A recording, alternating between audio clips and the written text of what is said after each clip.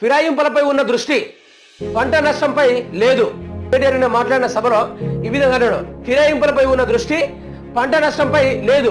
రేవంత్ రెడ్డికి బరాబర్ లేదు. మరి తెలంగాణ రాష్ట్రం అంతా అగ్గిబుగ్గిపాలు అవుతా ఉంటే, తెలంగాణ రాష్ట్రంలో ఉన్న ప్రజలు ఉక్కిరి బిక్కిరి అవుతా ఉంటే, ఇక్కడ ఏం జరుగుతుందంటే తెలంగాణ రాష్ట్రంలో ఉన్న చాలా మంది రైతాంగం వారు కావచ్చు, ప్రజలు కావచ్చు, ఎప్పుడు ఇబ్బంది పడని విధంగా ఈ సంవత్సరం పడతా ఉంటే, ఈ నెలలో పడతా ఉంటే రేవంత్ రెడ్డికి అది సోయి బారడం లేదు.